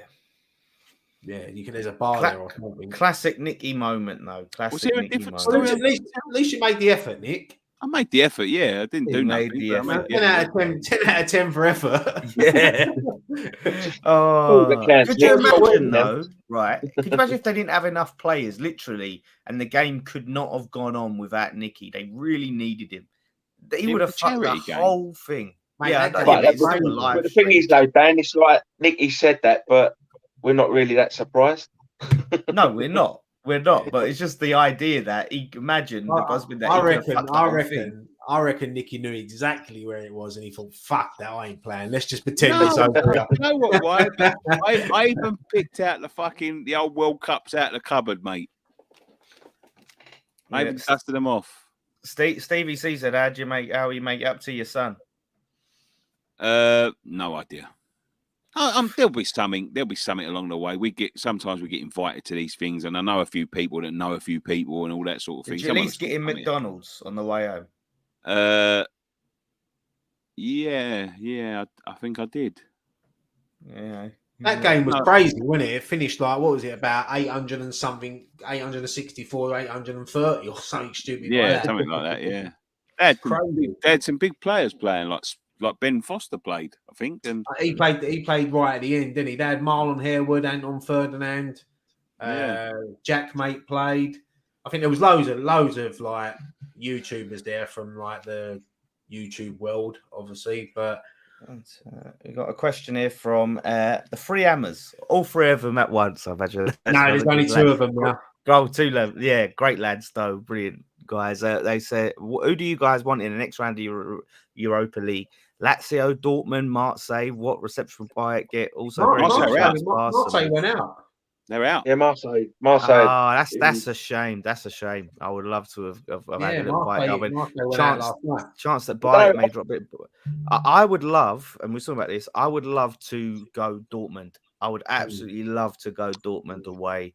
Tell you what, I think Eintracht Frankfurt are through as well, so could be a little repeat of the '76 Cup Winners' Cup semi-final. Yeah, maybe. Yeah, if we get them in the semi-final, that'd be a bit of history, wouldn't it? Frankfurt's meant to be a nice place to go as well. So I would like to go Germany. I just think Dortmund, such a big club, that yellow wall, the atmosphere. I think that'd be an amazing. I've never been to Germany. You've been to Germany, right? You went for work once. Yeah. I've been a couple of times. 10 years ago now. I didn't really see much of Germany, to be fair, because I was pissed for most of it and then locked in a factory. And I was in the middle of a forest, like with no reception on my phone in the hotel, which it wasn't a great experience, to be fair, but it was a good laugh. But yeah, no, I'd like someone like Dortmund. I think that'd be a great experience. I think any of the big clubs, like the AC Milans, like Chris has said, Barcelona. They are. Imagine West Ham playing against these. That'd be surreal, crazy. Wouldn't it? Down to the Nou Camp, right up. So imagine somehow going there and doing them. Yeah, but you think that Newcastle weighs high. You wait till you go to Barcelona. I've been to Barcelona. That's like another 4 tiers on top. Yeah, I've been. Yes. Oh no, that could you imagine just seeing the boys walking out, at the Nou Camp and fans, all the West Ham fans singing Bubbles and oh mate, it'd be surreal. But whatever happened, that would be a memory we'd have for the rest of our lives, and people would be fighting and scrapping over getting tickets to that. I tell you, Elias, mate, you'd have to work extra hard to get to that one. Elias to get one. He would, wouldn't he? And Nicky would miss out. It would. But I mean, is anyone that you guys really want? Lazio's obviously a good one as well, isn't it? Like we've been to the stadium for the Lazio Legends game, but it'd be a different animal, wouldn't it? Seeing proper West Ham versus Lazio. What do you think, guys? Yeah, as I said, mate, I'd be happy if any of the big teams. I'm with you though. I'd really like to that Dortmund experience, just seeing that big yellow wall and the atmosphere there, and obviously you get the chance to see someone like Haaland play. That's what I'm saying about seeing the big players playing at your stadium as well, and to have a Barcelona, a Milan, a Lazio, all these big clubs that a couple of years ago, we would never thought we'd be mentioned with these sort of teams in a competition. So it's been a crazy couple of years, but long may it continue. Someone saying Ajax there. Imagine that. Oh, imagine Nicky and mate. Don't start him off. A last-minute winner, and he runs up to Nicky, and then he just blows him a kiss. And then I honestly think I'd love to play Ajax because we'd make him look the ordinary player that he is. Oh right, you had to say it, didn't you? You had to say it. You've cursed us. You've cursed us. Yeah. I thought Ajax must be through though, innit? It's the next round of the Champions League. I think so. Yeah, they played a load of fucking shit, to be honest. Yeah, I mean Ali's been breaking all sorts of records. I think he's fired them through to the next round, so I don't think there's any chance of that happening. But like mouth-watering possibilities going forward. I think it's not till February or something. We'll have to wait a long time to find out who we're playing, but we can dream and hopefully we get a historic win over a big team. Be amazing. Do you guys know whether UEFA suspension carries over to the next Europa game with Austria being locked down? I wonder if they might do that. No, that was it. They did say that was it, didn't they? Which is good actually. That's nice. That's happened. We couldn't go anyway, and we've had that's what I was worried about at first. That because it went into lockdown and fans couldn't travel, they might say, "Oh, okay, it's the next round," and like you say, we'd probably get someone like Dortmund and not be able to go. The thing is, like, I'm really hoping, like, from a selfish point of view, that we do get a big team and the first leg is away, because the first leg is on Thursday, the 10th of March, which is my birthday. So whether I get a ticket or not, wherever we're going, I'm going to go. But as someone just said there, now my luck, we'll get Leicester. Oh, yeah. We have a weekend in Leicester, right? We have a weekend in Leicester. Leicester's a beautiful place. We love that pub there, don't we? Pub. The Europa League away, and you're like, oh, fuck, I'm in Leicester. I can come away Leicester any year, and like, here I am. I'd love someone like Glasgow Rangers, though, if it was a local one. But like, if we had to play any British team, if we got Leicester, I wouldn't mind getting them in the final. I think that would be a cool, because we'll be in Sevilla anyway. Well, you say about getting Leicester. So I remember watching it was a BT Sport documentary about when Nottingham Forest won the European Cup the first time. No, you didn't.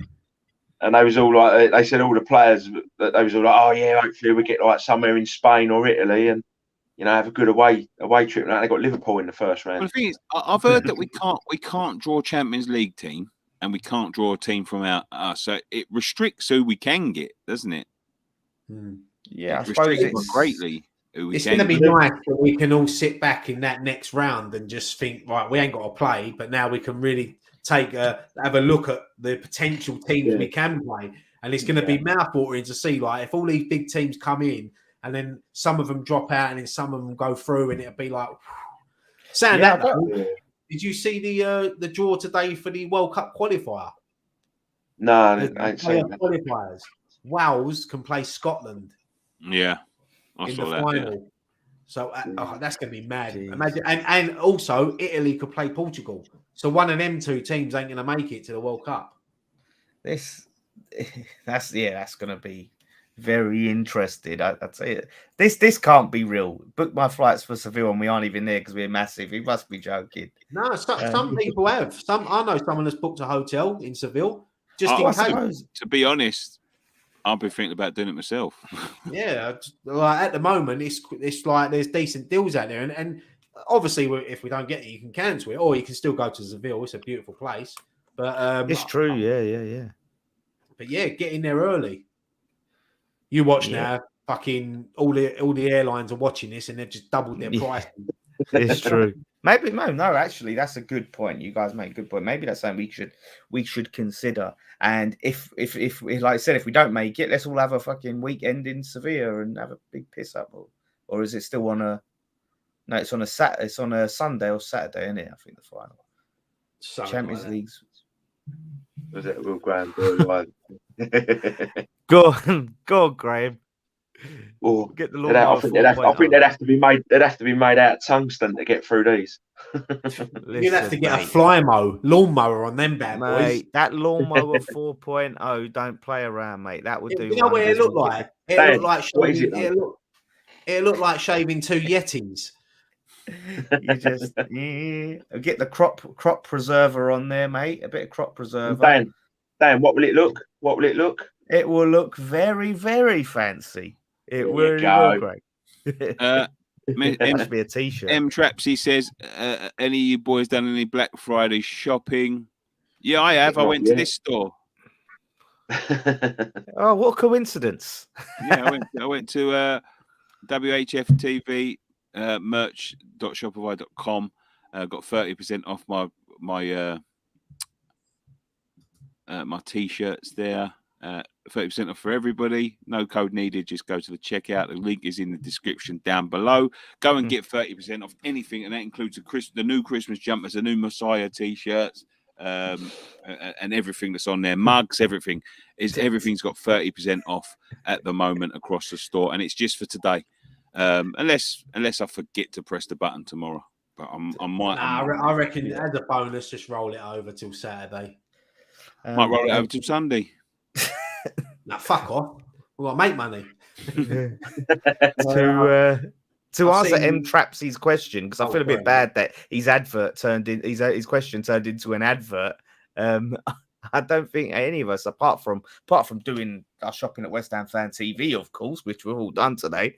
Apart from that, I don't think any of us have done. I mean, look, it's a scam for most companies. Scam you because they say the price was higher than it was, or they'll raise the price the day before exponentially and then drop it. So you're not really getting it. It's only independent sellers like us or Redmen that have that control that will do that. But the big companies, mate, when it comes to I know Graham's got 40% off of his OnlyFans page today. So that's correct. That is correct. Get a bargain. But 3 hammers, well, 2 hammers. With the Ghostbusters film being a big success, which film should never be remade? Back to the Future should never be touched. The Goonies should never be touched. Back to the Future is widely regarded by many critics as the perfect movie. Did you know that? Yeah, because there's no real mistakes in it, and the story and everything. But all 3 films apparently it hits every audience. Yeah, I think all 3 films are good. To be fair, but I hate to break it to you, but Tom Holland confirmed that Back to the Future remake talks have begun. Yeah, Tom Holland who plays Spider-Man. Nah, they have begun. He can't remake it. He's going to be one of these people that's just going to end up in everything. You know, I do think he would be a good Marty McFly, actually. If I was going to cast anyone in the remake, thinking about it, he'd be great. I don't know who you cast as Doc Brown. The Rock. They'll cast The Rock, wouldn't they? As Doc Brown. Rock Brown. Yeah, Rock Brown. Yeah, you could imagine, like, because he's just casting everything. I would not be surprised to see The Rock. Come on, Marty. They should never remake Beetlejuice. No, they shouldn't remake that. It's just thingy. Leave that. Leave Beetlejuice as well. I'm surprised. I'll be honest with you. I haven't seen the film. I'm surprised the Ghostbusters film has done as well as it has, because I thought it was a good film, but I didn't feel it until the end. Really, the Ghostbusters vibe. It didn't feel to me like a Ghostbusters film. Does that make sense? I think it was just a great trip down memory lane, and the Easter eggs they had, like the things that they put in scenes and things like that, just brought you back to being a kid. And I knew it was never going to be as good as the originals. I know that, but it was just a great from being a massive Ghostbusters fan and growing up loving it. It was just good to watch and see the old cast together and things like that. So yeah. Do you know what? Right, it was even down to using the old musical score from the original film. Yeah. It was little touches like that. Made it for me. I feel like they've substituted actually making a really good story and a good film with nostalgia. It's like and the director. I mean, obviously the director had a big job on his hands. His dad was the one who done the originals, so he's got a massive job on his hands. And I think he done it justice. To be fair, but going to Virgil Van Dawson, I'd cast Graham as Biff. I think Tom Skinner would be Biff. He looks like it, doesn't he? No, do you know who Graham? I'd cast him. We're talking about remakes. I would have cast Graham in the Jumanji remake as Robin Williams. I think you'd be brilliant. I get good Robin Williams vibes. You'd be great at that. Robin Williams is a massive pair of shoes to try and. Yeah, I'm only going on appearance. Nothing else. It's only a size 8, mate. It was only a size 7, mate. Wait, Dad, is it because I'm hairy? Is that what it is? No, the whole presentation. Smile, the face, the head shape. It can't be true. No, it's true. I've heard that. I've heard it. I've heard this as well. That's it. That's the end of cinema. That is the end of it. No, Robin Williams is turning in his grave, knowing that. Why can't people make original films anymore? Why does everything have to be remade? Run out of ideas, mate. Run out of ideas. It's all sequels and remakes. Oh, look, here we go. Here's the remakes coming out. I'll give you a list of 12 remakes, right? They remake everything. You've got everything. The Lost Boys. The Lost Boys is coming out. They're remaking that. Do you remember that film? Yeah, I love that film. That was a great film. Drop Dead Fred with Rick May. They're remaking that. That was probably one of his less beloved films. I can't believe they're remaking that. Drop Dead Fred. Escape from New York. Oh, you can't do that. God, it's with Kurt. What's Kurt Russell? Kurt Russell. Great film. Highlander. Remaking Highlander. Unbelievable. Some great films there. Bodyguard. Weird Science. They're remaking Weird Science. Oh, what? Oh, yeah. Kelly LeBrock. Oh. They just think that graphics and CGI and things are going to make these films so much better. No, you can't capture the spirit. Very rarely do you capture the spirit of an original. Very rarely. I think also, like with originals, it's the actors that make the films, and I think like someone like Marty McFly and obviously Christopher Lloyd.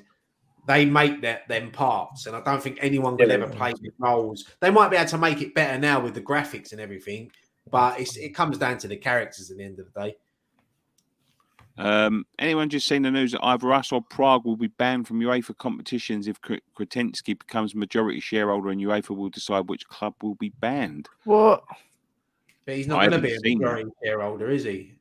I haven't seen that. Oh yeah, that's true. He's not going to be majority shareholder until So that means then when he does, he's got a vested interest in 2 clubs then, right?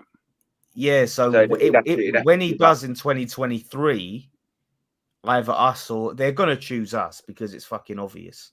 But Abramovich had stakes in other clubs as well, didn't he? Like, yeah, but he's got a majority stake in 2 clubs. Yeah, but no, I don't listen. These people ain't silly. They're not going to do a deal like that without not looking into things and all that. and he'll probably sell his shares at the other club anyway. He probably won't have nothing to do with him. So I don't know. Isn't that his boyhood club though? Like it'd be very surprising if he did let that go. If we draw Galatasaray, Legia Warsaw, or Red Star Belgrade, the hooligans, would you go away? I reckon the West Ham fans could handle themselves. Yeah, I would go away. Yeah, that's scary shit, man. Yeah. Although, despite their name, the Bad Blue Boys weren't anything to. I mean, they liked a bit of a ruck. The Bad Blue Boys. Yeah, pussy holes. But he says that now that he's sitting in his house in Wickford. Well, we got them on next Thursday. Maybe I should have waited till after that. Yeah. I'm gonna put a link on their website where we do fan cam. Maybe I should have waited. I'd go, but you have to be very careful. It's the thing is, like, I'm not a fighter, not a hooligan, not really been into that. I go to watch the football, and that's it. And this is where when we went to Zagreb, I wanted to go and have a beer. I wanted to go to this club and all that, but we got caught in a nasty situation. Look, I've got a wife and child sitting at home. I don't want to be getting it. Having them getting a phone call in the middle of the night saying I've either been arrested or stabbed up. You know what I mean? Like, I wouldn't put them through it. I'll never be. How could I ever go football again? They wouldn't let me. You know what I mean? So, I'd go, but I'd be very careful. Yeah. Yeah, but it's like the same as going anywhere. You just got to be sensible and keep your wits about it. No matter where you go. Yeah. Stand your ground and fight. Yeah. Bother. Fuck that. I'm not fighting over them. I'm not fighting over a load of people who get paid £100,000 a fucking week and get travelled, ferried about on big luxury coaches and big luxury hotels and things like that. I'm not fighting over them. Fuck that. No way. No way, Jose. Yeah, sod that. I wouldn't let people take the piss out of me. Don't get me wrong, but yeah, it's. Have you ever been to Winter Wonderland? Matt Powell says. No, I haven't. No, I haven't. My girlfriend's been nagging me for years and years to go, but it just sounds like a lot of ag and not much fun. Like, it's just busy. It's actually it's all right over there. It depends what you want to go for. You can go over there and take the kids and all that, or you can just go over there with your partner. And there's loads of nice bars and over there. But I think this is the first year that you actually have to pay to get in. It's always been free, but I think the reason why they're doing it, I think it's only a $5, and you've got a certain stop as many people going, I guess. Yeah, it's because obviously COVID and restrictions and things like that. But COVID is to charge everyone a $5. No, but they're just trying to keep the crowds down, because when you go there and it's free, people are just walking about and they're not spending no money. They're just there to say, oh, look, taking photos in front of the Winter Wonderland sign. Yeah. It's fucking expensive there, I've heard. The rides to get on them, they've actually got a card machine you can tap. So you can it's easy to tap your card just to get on all the rides. But some of the rides are like 30 quid. Yeah, I think Clay went a few years ago. Took Jamie there once when I think I might have been at the football at the time. And I know a couple of people that have told me they've spent like 300-400 quid there. Yeah, you get like the tents there, like the Belgravia tents and things like that, and you get the German beers, and it's all right over there. It's like I said, it depends what you want to do. If you take your kids over there, you better remortgage your house. If you're going for a drink with your missus, just say one only and we're off home. What language would you like to speak? I'd like to master English first before I went on to anything else, if I'm honest. Yeah, I know some of these debates we have on here. You don't know what he's trying to say. Quite like to learn Italian. You see you, Graham, with your long coat on, your long winter coat, your collar up, pipe, and then just whipping out a bit of Italiano. I think if I was to learn a language, it'd probably be Spanish. Yeah, Spanish is universal, isn't it? Like, there's a lot of countries. A lot of countries use Spanish and Portuguese and things like that. But I started learning it a few years back, and I got quite good at it. But then I stopped learning it. I completely forgot everything. So, yeah. Oh, I'd love to hear Nicky do a Golden Sullivan rant in Spanish. That would be. Yeah, I got quite good at some point. Like, I could understand quite a few things, but then I stopped learning, and then just went to shit. It's hard. It takes a lot of commitment. I've I've been on and off learning Japanese. Japanese, Japanese for a while. So I'm not being funny. Like Chinese, Japanese, and all that. That seems like the hardest languages to learn. Yeah.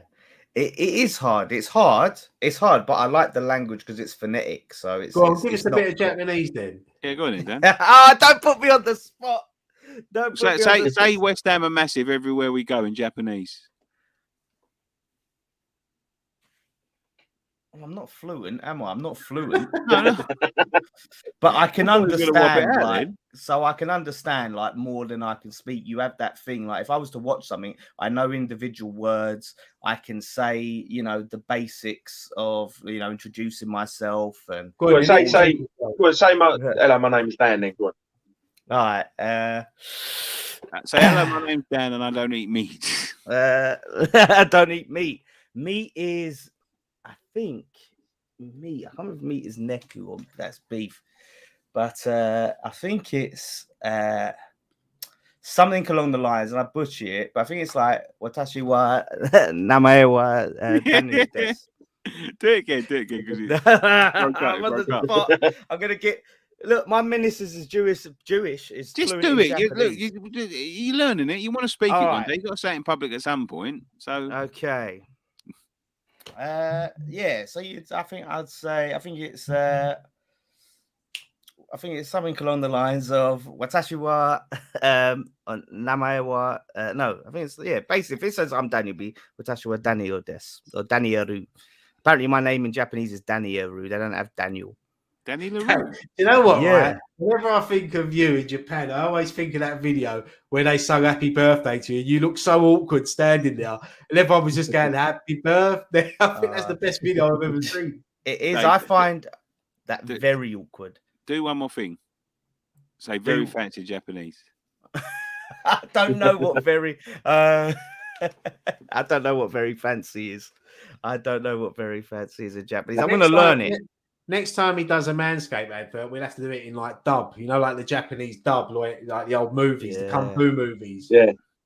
It's so annoying though, because there's so many times, like when I'm watching something, there's so much I understand, but when someone puts you on the spot like that and goes, fucking like, say this, you're like, shit.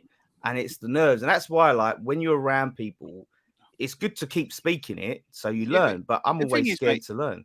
You seem embarrassed to speak it. If I could speak like that, I just whop it out. I think it's the best thing ever. I'd be looking at everyone like looking for a clap. Oh, I get I get the other language I can speak is I can do a few swear words in Turkish. Yeah.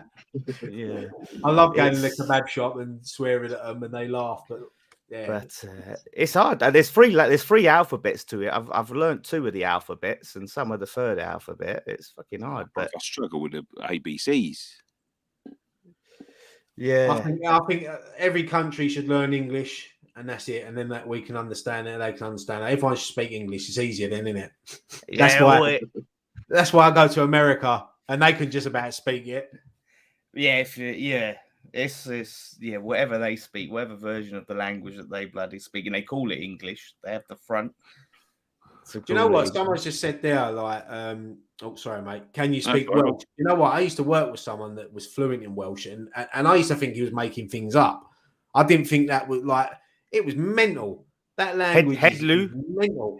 Headloo. They love an L, don't they? That's ambulance. They love long letters, long words. Yeah, they love an L. They put like 3 L's in a row in some things. They love it. They'll have a road sign with about 64 letters on it, and it will just say hi. It means hello. Hey, Nicky, have you watched YouTuber Smith on the road video? Yeah, we know Smith a little bit. Spoke to Smith a few times. We used to play Palmers and pre-season friendlies for Thames. Worked with him a few times, Smith. He's a nice guy. There you go. Japanese. Oh, Totomo. Yeah, Totomo is very, fancy. I don't know about his. I don't know if fancy's fancy. Totomo fancy. I speak Japanese now. Totomo is, I'm probably saying something completely different now. Yeah. Totomo is definitely very like you'd always in Japanese class if you said so, if you did well they'd go, oh, Totomo ii desu. Like it was like, yeah, that's very, very good. Like, but fancy, I don't know about that. I have to confirm that. Fancy sounds Dutch, very fancy. Stop. It's not ready. Matt Ramsey donated £4.49. He said, lads, thank you very much, lads. Thank you very much. I think we're going to start wrapping it up there because my eyes, they're stinging. Yeah, great. Tomorrow, mate, date. Nicky's coming along as well. Third wheeling us, but we're allowing him. It'd be good to get over there. Nicky's been over there. Yeah, I won't come then. No, Nicky's been over there a few times. No, I invited you, Nick. That's what mates do. They invite you, not like us when you slip off with other people and don't invite us anywhere. Where do I go? I don't go nowhere. I'm always indoors. I ain't been out.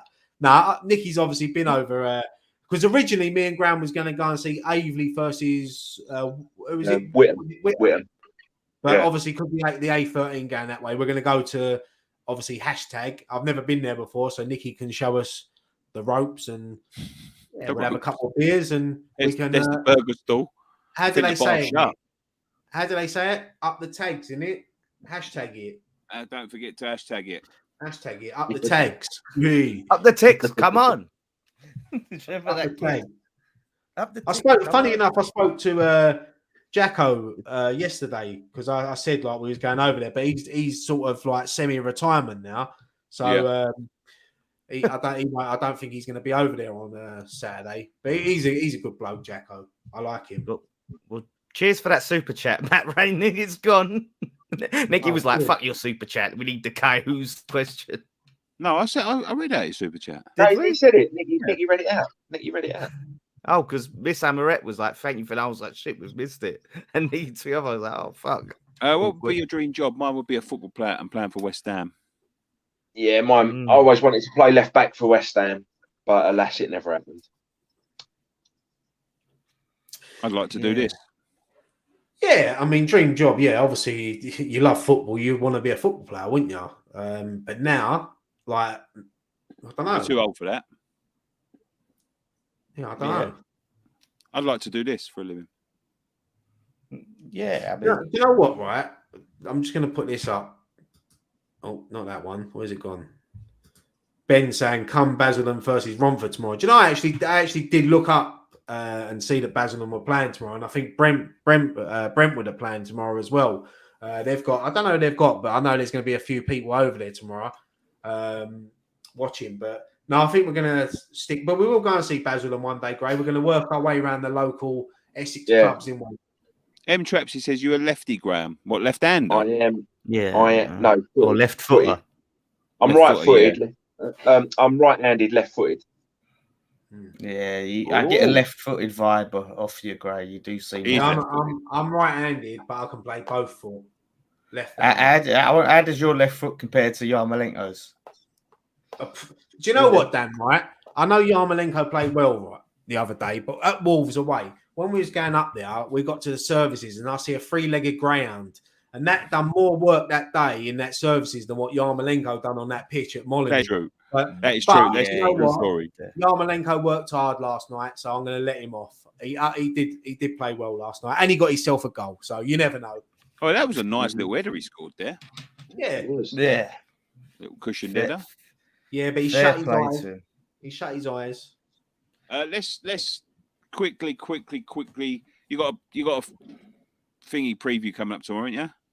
I've got an opposition preview going up tomorrow. Yeah, with so Man City, great lady. Towards the Man City game. Just quickly, as you see it, going boys. I've said a draw.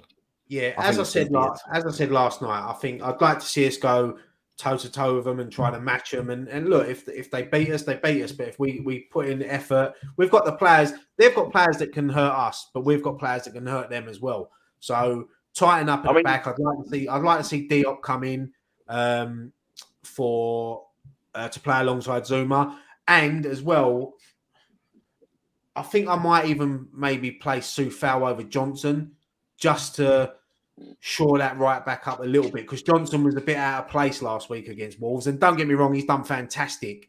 But yeah, no, I would like to see maybe Soufal come in. But yeah, I think that I'm going for a draw.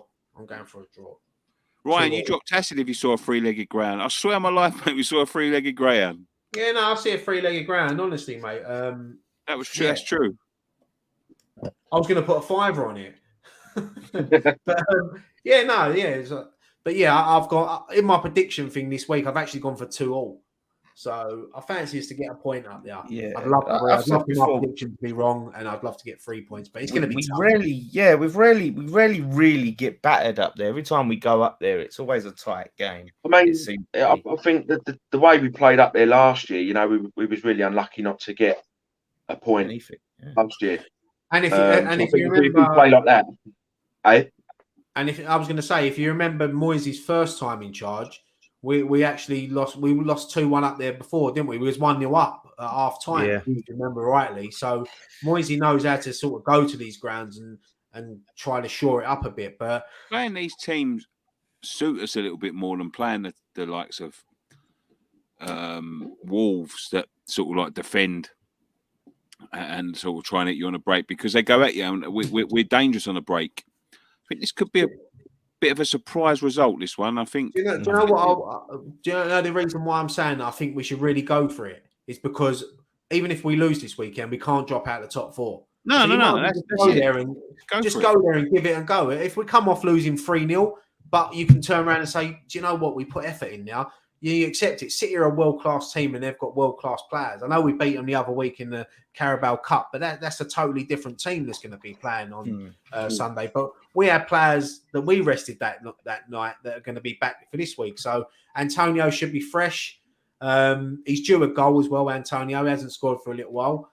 I'm sure they're going to be up for it. But look, we'll all take a point now. Let's put it that way. Yeah. I really want to get something there, because I was on this preview, not the opposition preview. Jan was really humble, but this other Man City fan, he was like 4-0, no problem, and I'm like, please West Ham, please go there and fucking put a shot on him. It would just be, it'd be brilliant, mate. It'd be brilliant. Would it be very? Oh, it'd be very, very, I think Ollie just said there that De Bruyne's still out. I think he's still in isolation, and he's COVID. Yeah, he's got COVID. So that listen, that's massive him being out. But as I said, they've got loads. They've got Mahrez, Grealish, Sterling, Jesus. They've got so many. Soufal on that pitch, and Grealish will have some horrible flashbacks. Don't get me wrong. That's why my thought of bringing Soufal back was sort of for Grealish. Don't get me wrong. Their front line looked tireless yesterday, the way they worked. But our defence is good, and they have struggled to score goals this season. They've not been as free scoring as they've normally been. So this will be a very interesting game. I think there could be a shock tomorrow. I'm not going to say a score or anything, but I wouldn't be surprised if there was a shock tomorrow. Grealish is injured, yeah. Oh, and Foden as well. Apparently. Yeah. Grealish and Foden are injured. But like I'm going to change my prediction. 3-0 West Ham. They've got world-class players like in every position, haven't they? So, and Nick, just to let you know, mate, the game's Sunday, so don't sit there tomorrow waiting for the game. Okay. Because it'll be like the hashtag thing all over again. You'll turn up and you know. Yeah. Sorry. Take your boots though, just in case. Right, let's leave it there then, lads. Yes.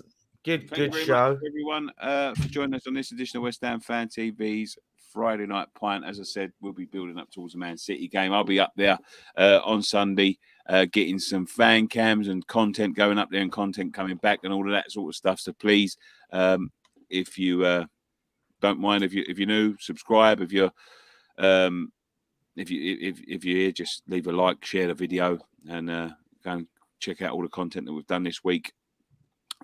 Once again, thank you to Manscaped for sponsoring this video. 20% off with the code WHFTV. And once again, Black Friday deal. There is 30% off in our store. The link is in the description down below. You can support us on Patreon if you click that link in the description down below if you so wish. And you get a discount all year round on our store with that. And you can go and follow us on Instagram, Facebook, and all of them things. Yeah, that's about it. Thank you so much for joining us. Look out for that opposition preview. Jan was very good and really good chat, very knowledgeable. Man City fan, very, very humble, and it was just a good chat and good insight. And I'll have another go at the Japanese next week when my anxiety don't get the better of me and I make a fool of myself. I need to redeem myself on that. I was like a deer in the headlights. Well, go wait for a week, and then you can do the old show in Japanese next week. Yeah, let's do it. Yeah. All right, then. Thank you very much for joining us. One thing left to say. Come on, you Come on, you